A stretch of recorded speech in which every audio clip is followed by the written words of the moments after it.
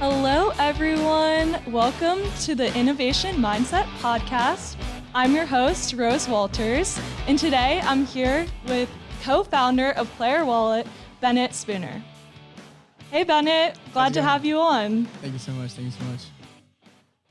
So, Bennett, can you just start by telling us a little bit about your background, what inspired you to start Player Wallet, and what the mission of your company is? Of course. So starting out, we were roughly going through high school, playing football and whatever other sports at the time. It was lacrosse and football for me.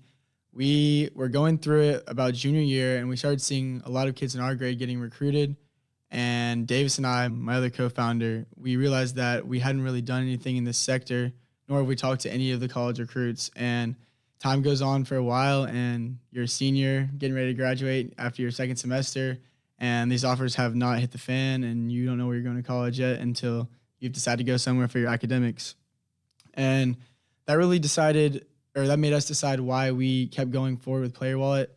So yeah, around 2 years ago today, we started this company because we wanted to help kids who were just like us, kids who were kind of slept on in the recruiting process, who didn't really get the looks they deserved throughout their high school sports career. And we just kept going with it, and we want to provide opportunities and a nurturing environment for student athletes who, don't know how to brand themselves in the NIL space, as well as help them develop themselves along the line through academics, athletics, as well as community service, and get everyone started. So we want to get these kids from roughly when they're freshmen or sophomores, so we can get their community service out of the way and get everything lined up, NCAA eligibility, and everything they need to do to become the best recruitable prospect they can become by the time they're juniors and seniors. Wow, that's so amazing that the inspiration was almost like a gift to your younger self. And I'm sure that you would have benefited from a program like this. So that's just really awesome. Like hero arc. Thank you. So what has been the most gratifying part of this whole experience? What is your favorite part about your business? So my favorite part is when we attend these camps that we've been going to for high school lacrosse players. And basically we just go to these camps and help them get metrics for themselves so they can have recordings and after action reports of each camp they attend. That way they can show these college recruiters something that they have been working on. They know exactly what faults they have, where they need help, in which areas that's in.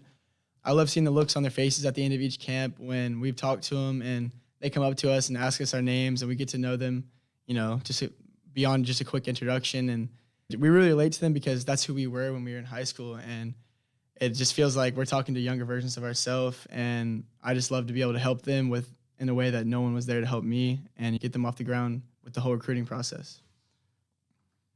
I love that your business is so relationship focused. I think that that's definitely something that's missed in the industry and maybe with some of your competitors even. Would you like to speak on that at all? Yeah, of course. So our largest competitor is NCSA. They're the largest recruiting company in America, and I'm sure many student athletes have heard of them. A lot of our parents are in conversations with them and have been paying them lots of money over the years. And I just wanted to touch on them because we've talked to many recruiters all around the country, and what they have told us is that the receiving end of these emails from NCSA is just a quick little description of what the player is, that they're a part of the program, and that they should be looked at. And it's not very development focused. It's more of just results focused. And we saw this and we were like, we have to make a change. So NCSA and us differ because we focus on development and recruitment, whereas NCSA is just recruitment. And we want to get these kids early on so we can help them through the entire process, not just be there at the end when it's time to pay us money and get them the results they want without actually doing any of the work to achieve that. Yeah, I love that it's so holistic. Why do you, as a founder, think that development is a huge part in this? Well, I think development's important because without development, there really is no recruitment. And a lot of people expect there to be recruitment without any of the work put in or any of the awareness it takes to know what you need to have to be recruited. And this is way bigger than just the athletic abilities of a kid. This goes from community service, like I said, and academics now, because we have a lot of good athletes in the country, and how do you compare good athletes to each other? Who has the highest GPA? And just a bunch of metrics that go into it. And awareness is everything. Starting early is also everything. And we want to be with these students along the entire journey so they have something to work forward to. That's great. Has there been any challenges along the way that have been obstacles you have to overcome, and how have you done that? Yes, so our biggest challenges at first was going to camps in person. And it's really hard to go to your first camp and talk to the first group of kids who are with their parents, 200, 300 people at a camp. It takes a lot of bravery, I would say, to just go out there the first time and start your business for what you want to achieve and get that message to these parents that you're not there to just try to earn their money. And it's really hard to portray that we are there to make relationships because they've been contacted by all the other recruiting companies already as well. And they know that a lot of parents have heard it's a money grab and that the results don't really show what their money they put in. And it's all kind of a scam if you ask me. But once you get through the parents' heads and actually connect with them and have a good conversation with them, and they realize that you're not there just to, earn the money, you're actually there to make relationships. I would say that's been the biggest hurdle we've crossed, is just coming off genuine. But once the parents have seen that we are genuine and that we're here to, build lasting relationships and meet their kids as well, it's really beautiful. And it makes me super happy to be able to go out there and work with my brothers and give opportunities to kids who didn't have the same ones that we had. That's so amazing, and I can't even imagine the positive impact that y'all are going to have on so many different communities. What communities do you work with right now? Like, where is your area of focus? So right now we have partnered with University of Tampa. That was our first partnership. So we're very involved in the Tampa area and Florida in general. And then we started the company in Atlanta. So all the high schools around where me and my co-founder Davis went are on the prospects for us as well. So Tampa, Atlanta, and then Charleston, South Carolina, which is where another camp we recently attended was. And outside of that, it's just those 3 states. So South Carolina, Georgia, and Florida for now. But we're going to branch out as soon as we achieve more of the market we have here and really just double down on our relationships and keep expanding through there and just keep being genuine with our partners. It sounds like you guys are expanding quickly, and that's really exciting because I know that this is obviously something that y'all are super passionate about, and just more kids get to experience the magic of it. So that's really special. Thank you. I would like to know, what does the future of Player Wallet look like in the next year, the next 5 years? Where do you see yourself taking this company? So in the next year, I would like to see our whole team at Player Wallet touring the Southeast and going to as many possible lacrosse camps as we can, and then eventually moving into other sports. But I want to go to as many lacrosse camps, make as many connections as we can, keep branching out through there, get the rest of our products built, which is what I'll be doing with this money I earned from InNOLEvation. Get to a point of autonomy, so we are not just doing burn rates of work and just endless hours for the similar products for each kid. So these custom tailored plans that we're making for each of the student athletes need to be automated. So we will get to a point of that where we will be able to pay for our products to be developed, and that'll be autonomous. So we won't have to be spending so much time in that sector. And then we'll be able to just continue doing these road trips, raising money, and going to each of these camps and helping sell wearable technology, as well as making these connections as I've mentioned.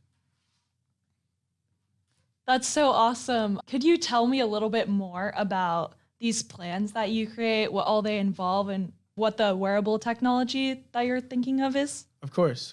So each plan we have will be tailored directly to the individual. So we're going to do an assessment on the student athlete. We'll determine if they need help in academics, athletics, or anything else.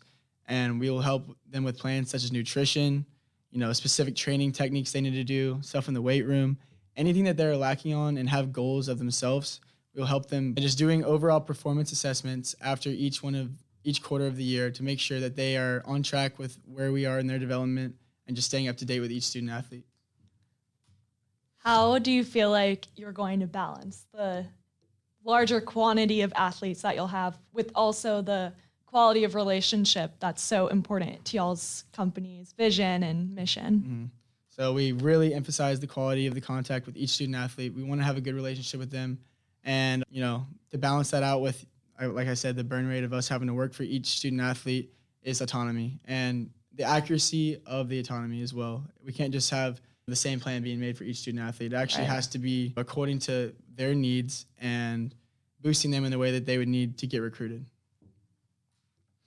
Awesome. And what do you think that these recruiters, or what do you think that these colleges are really looking for outside of stats? Do you think that colleges are interested in the whole student that's coming to their university? Do you feel like there's been changes in the industry recently? I think the biggest category that has not really had much light shed on it is, outside of the stats stuff, is the personality of the student athlete and their psychological assessment as well. So we talked to a lot of recruiters, and they've had a lot of kids come to their schools, all American athletes, good grades, the whole 9 yards. And we find out that these kids either A, get to the school and just lose their drive to play the sport, lose their interest in it, or B, they play for themselves and they're very me-oriented and don't do well with the team. So these are things that every recruiter needs to consider before having a kid come and they pay the full ride for him, because at that point it's a waste of money. If you get an All-American to come and they get there and they don't end up playing for you for more than a semester or two because they fell out of love with the sport, or they don't like the team, or they're not getting the playing time they want. And then, like I said earlier to you, with all the NIL stuff as well, it's really not making that much better for the students' mental health. These kids are all comparing themselves to other kids getting millions of dollars. It's become more of an eye-oriented thing, and we need to keep it more of a team-based thing. So the recruiters are looking for people who do well in teams and aren't there to just be there for themselves.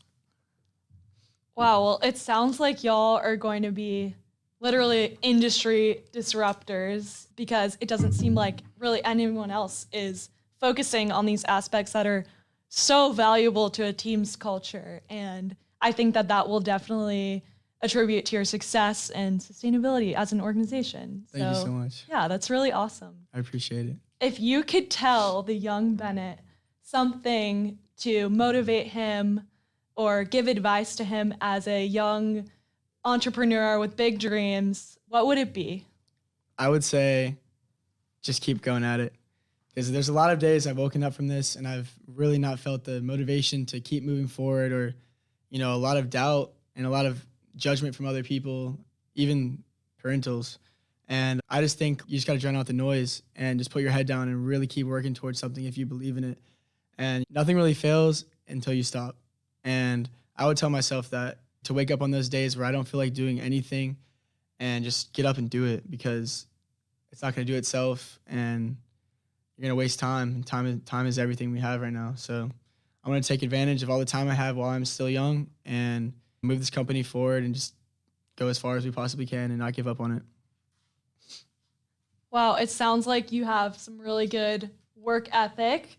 What are things that you do personally, if you don't mind sharing, to keep yourself mentally well during this? Because we were talking before that it's a lot of hours of work that, people don't necessarily see behind the scenes. But what are things that you like to do to remain centered and be reminded of your purpose in this? Yes, it is very important to have balance. You can't work all the time and expect to keep wanting to work every single day. So I think taking time out to work on my body, my mental health, as well as work is really important. So balancing that along with school as well. I didn't even mention that, but I think going outside for at least an hour a day, maybe, grounding at Landis here is what I really like to do. Just take my shoes off, lay in the grass, be in the sun.